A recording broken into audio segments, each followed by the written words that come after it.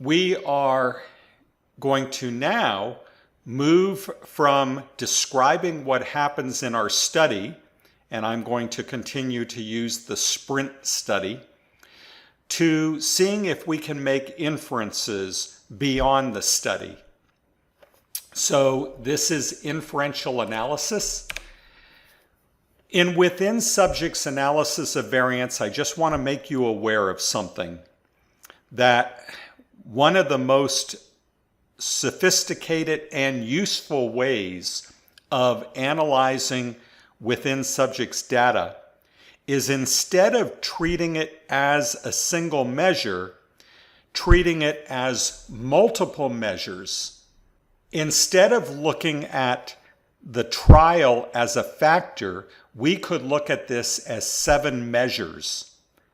But if we're looking at this as 7 response measures, we're now in the world of multivariate statistics, and that is handled by a separate course because it's quite an intriguing and complex world.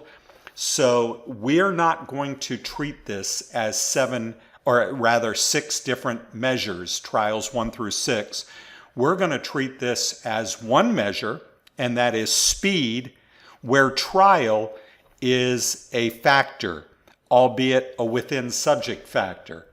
So the method of analysis we're using is called a univariate, meaning single variable approach, as opposed to the multivariate approach.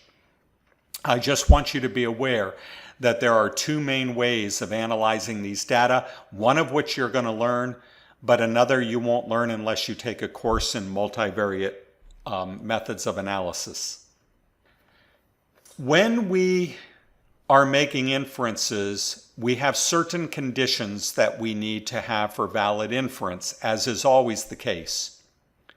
We already know that we do not have independence of our trials for repeated measures. That is, if I look at the sprint data again, trial 1, trial 2, 3, 4, 5, and 6 are not independent because everything in that first row comes from the same individual. So those are not independent of each other. However, we do expect that the individuals in a repeated measures design are independent of one another. Their trials are not independent of each other because it's from the same individual, but they are independent of one another. The subjects are independent, or participants, of one another. Or if we're using this as a block design, where we blocked or matched individuals into a block, within a block, it's not independent, but across blocks, it does need to be independent. So if you think back to when I was using this example, the students who got A's are not independent of each other, but they should be independent of those who got B's. As always, we have to have normality of our residuals, or a large enough sample size that we know that the central limit theorem is helping us out. And of course, the more on-normal our residuals are, the bigger the sample size we need.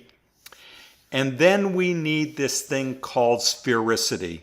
And I'm going to show you what that means as I go through the analysis. I'm going to lay out for you there what it means. Right now, I'm just going to introduce this as a new cocktail party word, sphericity. So these are the 3 conditions for valid inference. Participants in repeated measures are independent of each other, or if you have blocks, the blocks are independent of each other. Residuals are normal, and then this thing called sphericity. I will tell you that sphericity is kind of like homogeneity of variance, which we've had for the 1-factor and 2-factor designs. Slight difference, which I'll show you. The first one is not a statistical condition, right? We just make sure that when we select our subjects, we don't select them from the same family or from the same class.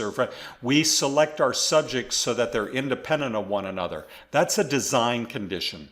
But the other 2 conditions are the ones we're going to have to look at, normality and sphericity.